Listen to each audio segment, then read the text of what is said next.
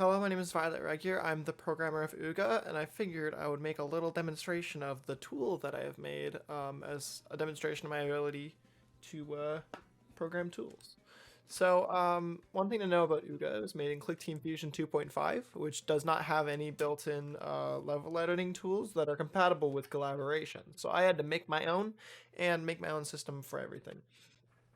So this is a level editor. I have a canvas. I can scroll around it with WAS and D, and I have a little crosshair indicating the center of the screen. It's kind of unnecessary, but it's also kind of useful. Um, so basically, you can place any tile with left click. You scroll through the tiles with the scroll wheel, and you can see what tile sets you have available by holding down the shift key. And you can switch between those tile sets, and I'll just make a quick test level just to kind of demonstrate what each of these tiles does. And I can press T and just see this level right away. So that's a nice thing. The ability to edit these levels real time is pretty awesome, according to my level designers. So these are the spear pickups. These are the meat pickups. So you can see those all work as intended.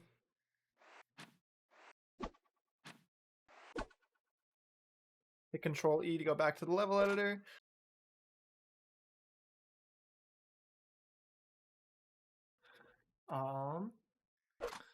And the gray box tile will make any gray box tiles invisible.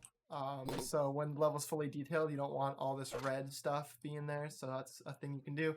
OB makes the Ooga Boy border show up. If you place this corner piece, it'll make it so the camera is locked within these bounds of the top left and the bottom right. And then this is for the music in the background. So I'm gonna make a Ancient Grassland, and I'm gonna make the background that one as well. Boom. And you can kind of hear the music. It's pretty quiet.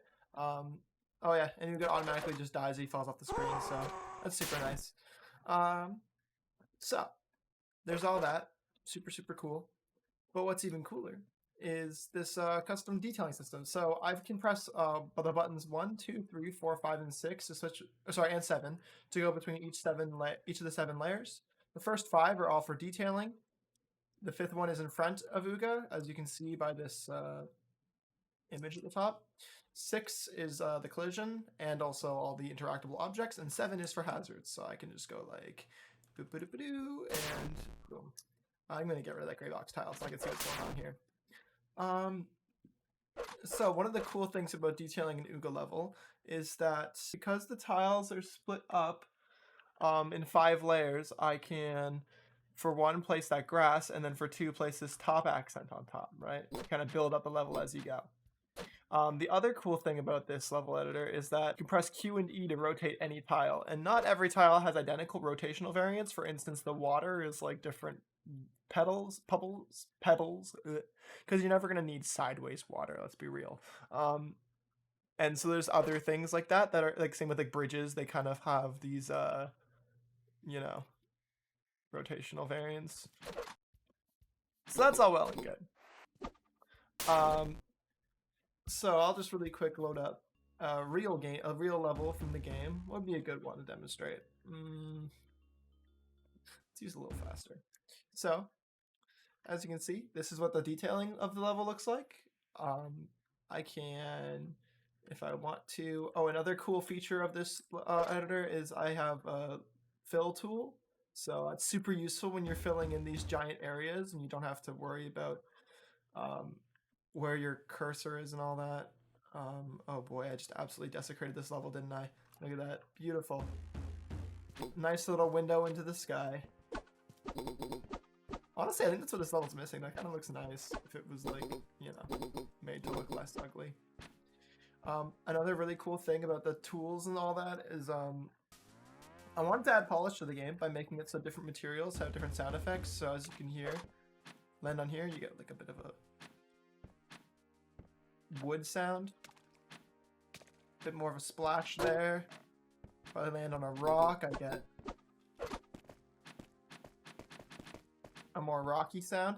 And none of that is with the user's input. That's all, you know, that all just happens automatically. So that's super useful. Another cool feature of this level editor is I have this Alt P menu that you can open up Ooga Boy mode in, which can kind of show you when you're designing Ooga Boy levels, because they have these borders on them that you can't. These are like the hard edges of the screen. You can't put anything here and have it be visible. And then this is a little way for you to visualize. Okay, well if Ooga's standing here, roughly this is what I'll be able to see. Or if he gets all the way up here, then he'll be able to see all the way into the sky, so that's no good, unless you have, obviously, one of these things placed. Another option that's super useful here is the mask delete layer function. So if I want, I can just go, all right, mask delete 1 and 2. And now when I play level, boom, those layers are just gone. No more detailing. So it's super useful when, like, you know, we do like one pass and it's like, okay, well, like, clearly we want to, like, oh, like, this level was designed to look like it's in this area, but we actually decided we want it to be in a different area. We want to keep the geometry. We want to change the aesthetic. It's really easy to do. And I guess just for funsies, I'll give you a look into how the optimization for the level editor works. So there's some optimization. I'll explain it in a second, but basically, if I load up any level in Ooga, you can see that it will take... It's pretty much instantaneous. Every time I press R, or every time the circle goes in, it loads the level again, and it's always within, you know, it loads that entire level really quickly. There's some math that, not some math, there's an algorithm I basically developed to make it so that the level loading is way more efficient. If I load up this code here and disable this single line, you'll notice as soon as I load into any level, the time it takes is significantly longer. Like I hit it and it takes a second to load. So that's a thing that I did because I knew that players would be resetting a lot in this game, and every millisecond counts, especially in like a larger level, because the larger a level gets, obviously, the more complex it is, and it takes longer to load. Alright, so basically, the way that Ooga's level system works is it's like a 3D Excel sheet, and each cell has a number in it, just an integer basically, and that determines what tile is placed there as far as the visuals go.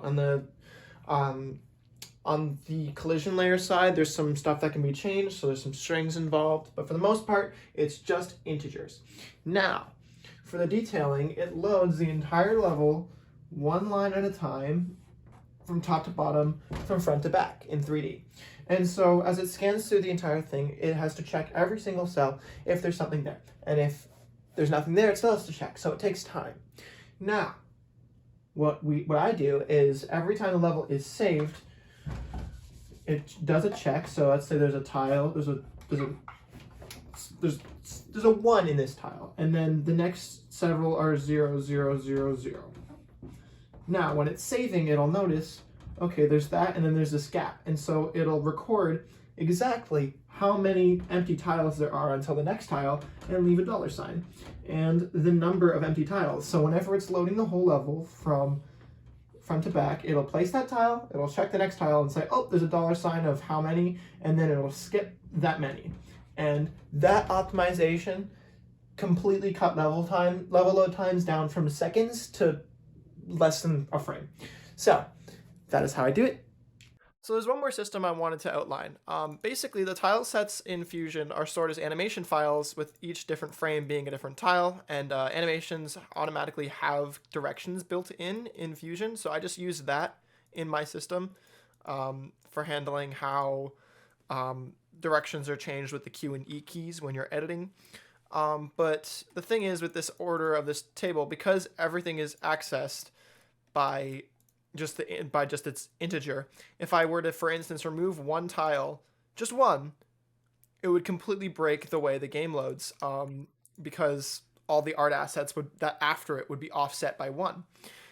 So obviously that's not optimal, and I want to be able to change the order of tiles without completely destroying compatibility between builds.